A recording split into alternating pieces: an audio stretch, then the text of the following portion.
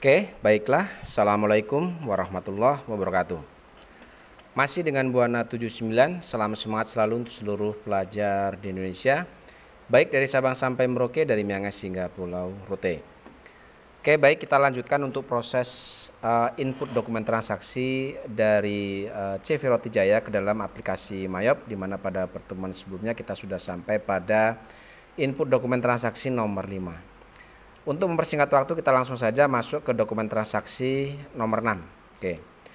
Untuk dokumen transaksi nomor 6 di sini ada faktur ya, kopnya CV Roti Jaya, maka ini bisa kita simpulkan adalah transaksi penjualan roti tawar secara kredit. Nah, untuk mencatat adanya penjualan kredit ini, kita masuk ke tab menu sales, lalu kita masuk ke enter sales. Oke, kita masukkan di sini kita jual kepada toko Harum, maka customer ini kita ambil atau kita masukkan toko Harum, use. Lalu kemudian kita masukkan untuk invoice-nya di sini FPJ 12-1. Tanggalnya di situ tanggal 10 Desember 2018. Oke, baru kita masukkan nilai penjualan di sini. Kita menjual 300 roti tawar. Kita masukkan ke kolom sheet di sini 300. Oke, lalu kita tap lagi, lalu kita tap untuk mengeluarkan roti tawarnya. Oke, lalu kita tap lagi, lalu kita masuk ke kolom price. Di sini kita lihat harga penjualannya. Jangan lupa untuk teks inklusifnya ini kita hilangkan checklistnya karena di sini sudah ada perhitungan PPN. Oke, di sini kita jual per roti tawarnya adalah 13.000. Ya, seperti ini. Lalu kita tap, lalu kita lihat di sini total penjualannya. Untuk subtotalnya adalah 3.900.000 dengan PPN 390. Di sini sudah sesuai dengan dokumen, sehingga total adalah 4.290.000. Oke, sudah sesuai dengan yang di dokumen. Kalau sudah seperti ini, kita bisa langsung record. Ya, ignore saja seperti ini, kayak cancel. Oke, lanjut ke dokumen transaksi nomor 7. Oke, untuk dokumen transaksi nomor 7 di sini ada nota kredit ya. Nota kredit itu adalah bukti transaksi retur. Kalau kita lihat di sini, ini adalah retur penjualan dari tanggal 10 ini. Oke, artinya untuk dokumen nomor 7 ini berkaitan dengan dokumen nomor 6. Tanggal nomor 6 atau tanggal 10 kita menjual, tanggal 11-nya ternyata ada barang yang kita jual dikembalikan, yaitu 10 roti tawar di sini. Oke, adanya retur ini, cara mencatatnya adalah kita masih masuk ke tab menu sales. Lalu masuk enter sales, kita ambil customernya ini, kita menerima retur dari toko Harum, berarti kita ambil toko Harum, use. Lalu kita masukkan invoice-nya, nomor returnya adalah RNP3-12, RNP3-12, sorry, kita masukkan sini, ya, RNP 3-12. Oke, tanggalnya adalah tanggal 11 Desember 2018. Lalu kita masukkan nilai returnya ini. Di sini kita menerima retur itu sebanyak 10 buah roti tawar. Kita masukkan di kolom sheet. Oke, jika retur maka memasukkan nilai returnya ini kita gunakan tanda min. Min 10. Oke, lalu kita tap lagi, tap. Oke, lalu kita tap lagi. Oke, di sini nilai yang diretur adalah 13.000. Ya, seperti ini, lalu kita tap. Oke, jangan lupa di sini jika teks inklusnya punya kalian masih ke checklist, maka kita buang checklistnya karena di sini sudah ada perhitungan PPN-nya. Oke, kemudian kita lihat di sini bahwa ada subtotalnya adalah 130.000. Oke, di sini sudah sesuai dengan PPN 13.000, total returnya adalah 143.000. Oke, sudah sesuai ya. Oke, jika retur saat sudah kita masukkan nilai returnya, maka kemudian sebelum kita record, kita ubah dulu link penjualan sebelumnya ya. Kita klik panahnya, kita ubah linknya. Di sini untuk I sell this item, karena ini retur, maka ini kita rubah jadi sales retur. Ya, retur penjualan seperti ini. Ya, karena ini retur, maka link penjualannya kita ubah jadi retur penjualan. Oke, kalau sudah kita klik OK, di-ignore saja. Ya, lalu baru bisa kita record. Ya, record. Nah, setelah kita record, jangan lupa kita masuk ke menu register ini. Ya, menu register, kemudian kita masuk ke return and credit.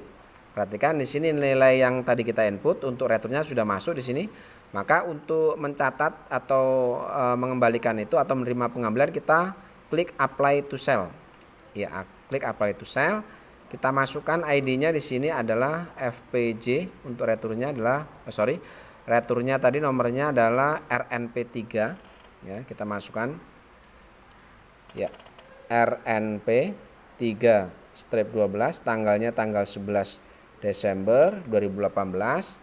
Perhatikan, kita mengembalikan atas barang yang dijual tanggal 10 tadi, maka kita klik yang tanggal 10 ini. Berarti di sini jumlah yang kita terima atas retur penjualan ini, kita klik di kolom amount applied baris kedua, penjualan tanggal 10 ini. Oke, kita klik di sini, lalu kita tap ke bawah. Oke, baru setelah itu kita record. Ya, itu jika transaksi retur penjualan. Oke, yang pertama tadi kita masuk dulu pencatatan atau kita input dulu untuk nilai returnya. Setelah itu baru kita ubah link tadi penjualan menjadi retur penjualan, lalu baru kita catat untuk nilai returnya ke aplikasi MyOpnya. Oke, lalu jangan lupa setelah kita selesai tadi, kita kembalikan link akun untuk penjualan, kita masuk ke inventory, lalu item list. Untuk roti tawar ini kita klik panahnya. Oke, kita kembalikan ini ke penjualan kembali, jangan lupa ya. Lalu linknya kita ubah lagi, use, lalu kita oke. Ya, di ignore saja, lalu close. Oke, seperti itu. Oke, sekarang kita lanjut ke dokumen nomor 8. Oke, di sini nomor 8, di sini ada nota kontan. Itu artinya adalah transaksi tunai ini, penjualan tunai. Karena di sini kopnya Roti Jaya, maka bisa kita simpulkan dokumen nomor 8 ini adalah dokumen transaksi penjualan secara tunai. Untuk penjualan sendiri sama seperti tadi, kita masuk ke tab menu sales, lalu masuk enter sales. Kita jual kepada penjual tunai di sini, karena tidak ada kepada non customer, maka untuk customer ini kita ambil kartu untuk konsumen tunai ini. Use ya seperti ini, baru kita masukkan invoice-nya, nota kontan di sini nomornya adalah NK12-1. Kita masukkan sini. Oke. NK12-1, tanggalnya masih tanggal 11 ya 2018. Baru kita masukkan atau kita input nilai penjualannya. Di sini kita menjual 100 buah roti tawar. Kita masukkan kolom ship. Oke, 100. Lalu kita tap lagi, tap sampai keluar nama barangnya, tap lagi, baru kita masukkan kolom price untuk penjualannya di sini dijual 13.000. Oke, lalu kita tap ke bawah. Dilihat di sini totalnya subtotalnya adalah 1.300.000. Oke, dengan 1.300.000 ya, kita lihat di sini. Oke, 1.300.000, PPN-nya 130. Ini sudah sesuai, totalnya semua adalah 1.430. Oke, sudah sesuai. Nah, karena di sini penjualan tunai, maka membedakan dengan penjualan kredit ya. Caranya memasukkan sama untuk membedakan penjualan kredit dan tunai. Jika penjualan tunai, maka di kolom paid today ini kita masukkan nilai sejumlah yang ada di total amount ini, yaitu 1.430. Kita masukkan.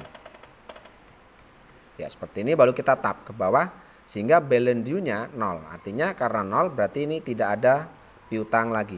Oke, kalau sudah seperti ini bisa langsung kita record. Ya, di ignore saja. Oke, selesai. Sekarang kita masuk ke dokumen nomor 9. Oke, kembali di sini ada faktur, tetapi ya faktur ya. CV Roti Jaya berarti kita menjual kembali barang kita secara kredit. Di sini karena faktur. Caranya sama, masuk sales, enter sales. Oke, di sini kita jual kepada toko sebelah. Kita masuk ke toko sebelah. Use. Oke, baru kita masukkan invoice-nya FPJ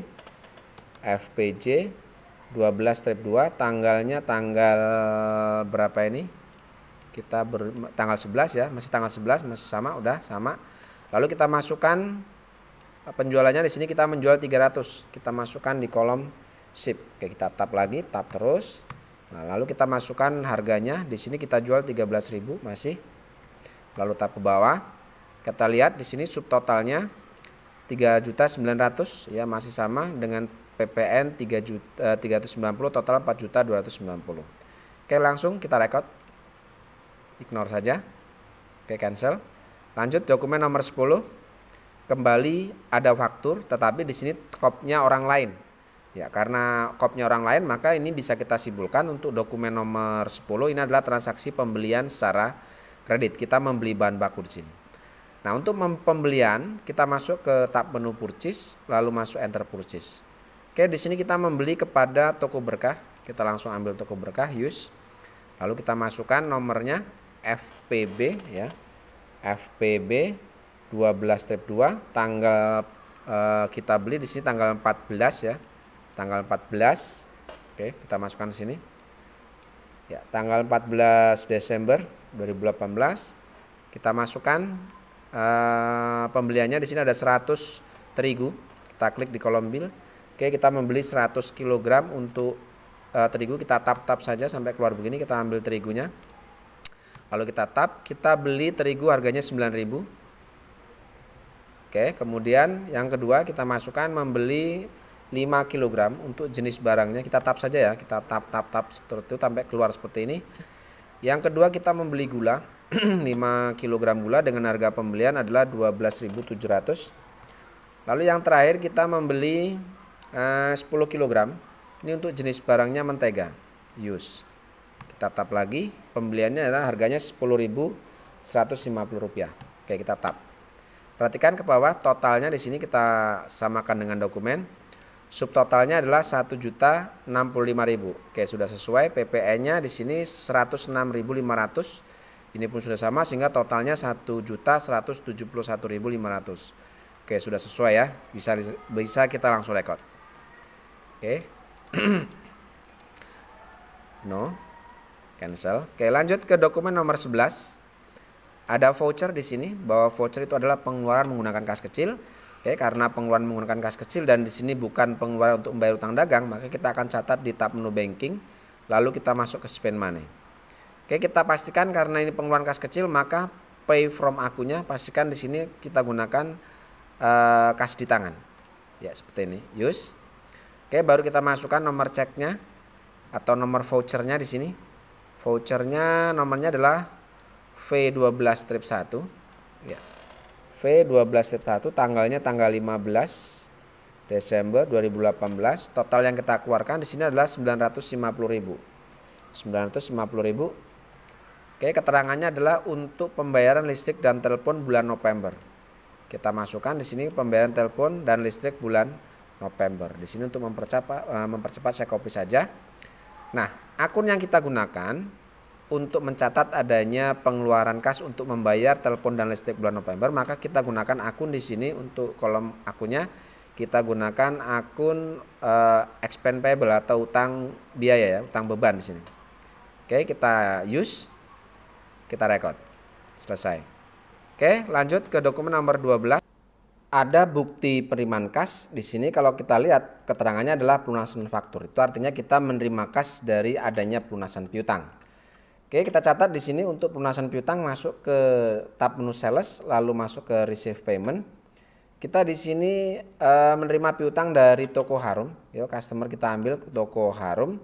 Lalu kemudian langsung kita masukkan jumlahnya yang kita terima adalah 3.770.000. Kita masukkan di sini 3.770.000. Oke, kita masukkan nomor invoice-nya BKM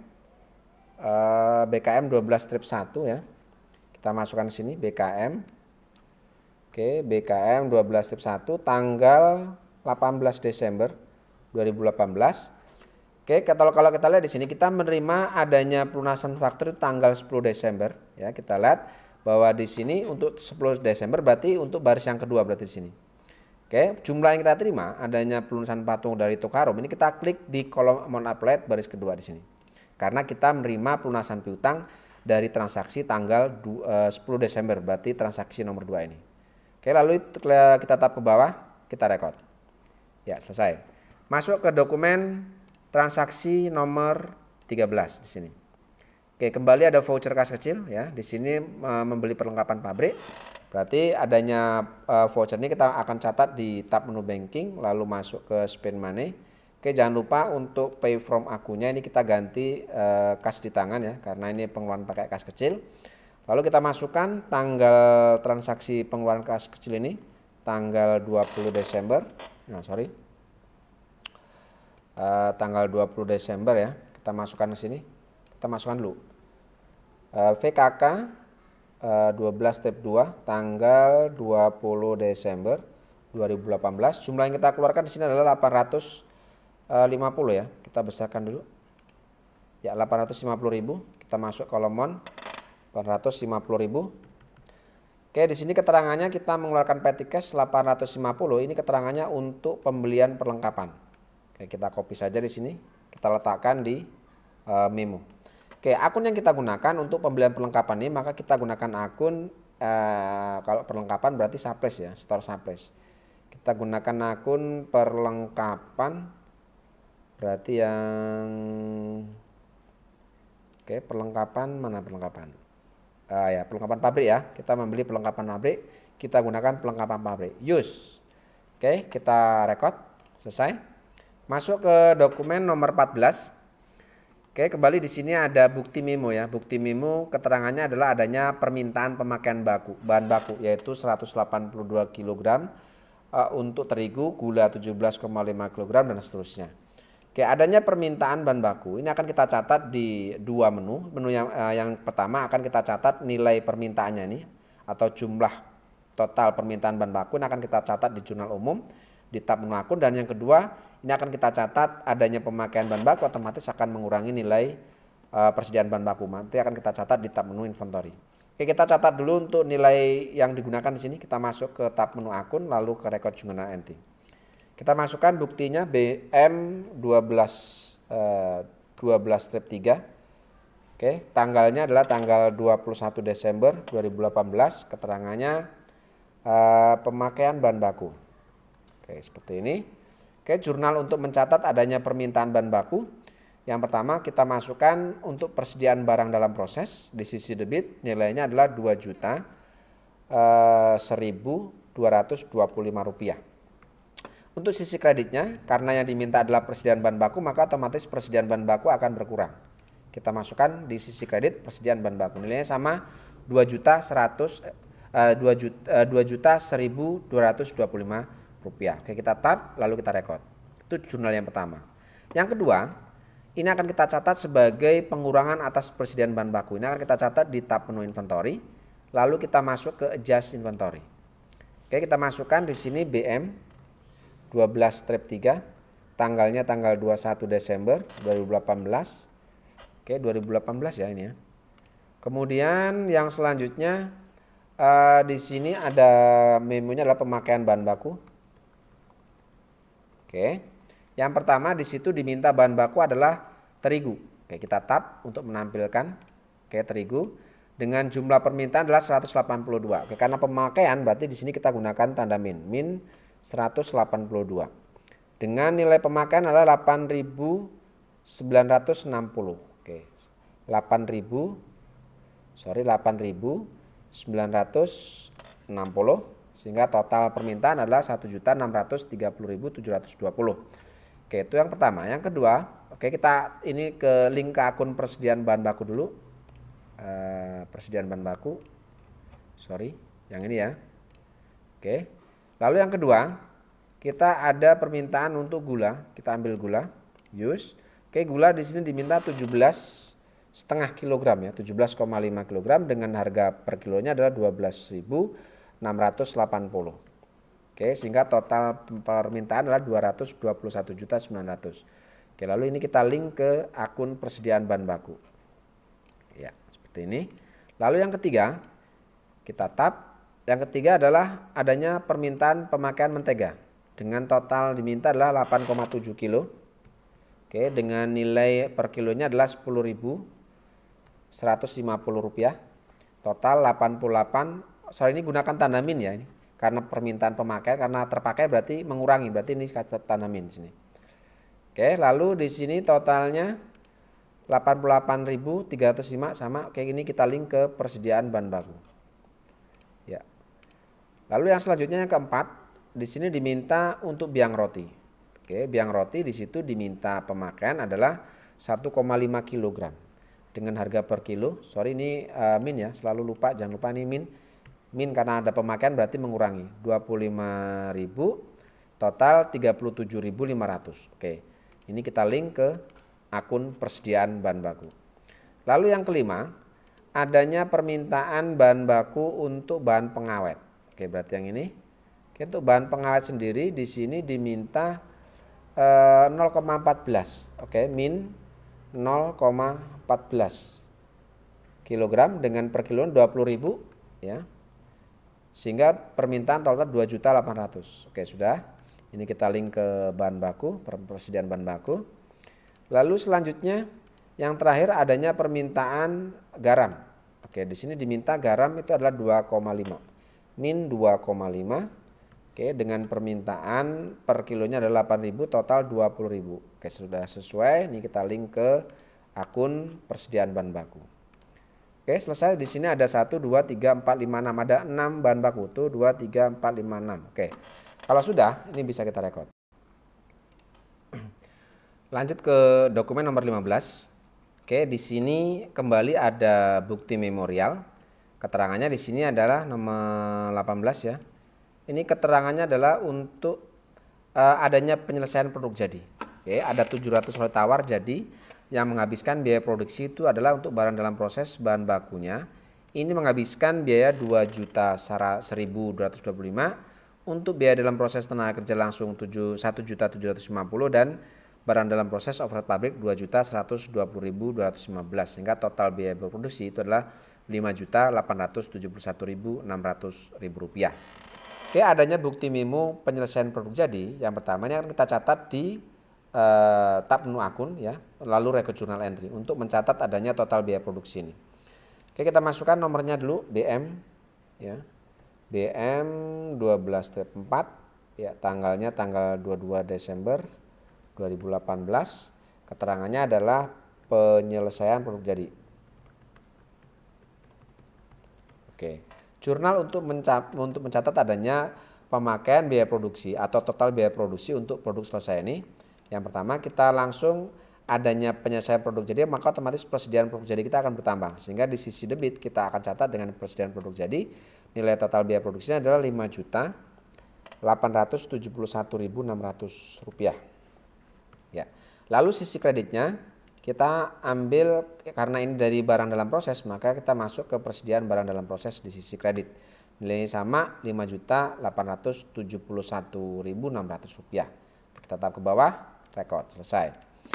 Yang terakhir adanya bukti memorial untuk produk selesai. Ini akan kita catat di kartu persediaan karena otomatis adanya produk selesai ini akan menambah persediaan produk jadi. Kita masuk ke inventory, lalu masuk ke adjust inventory.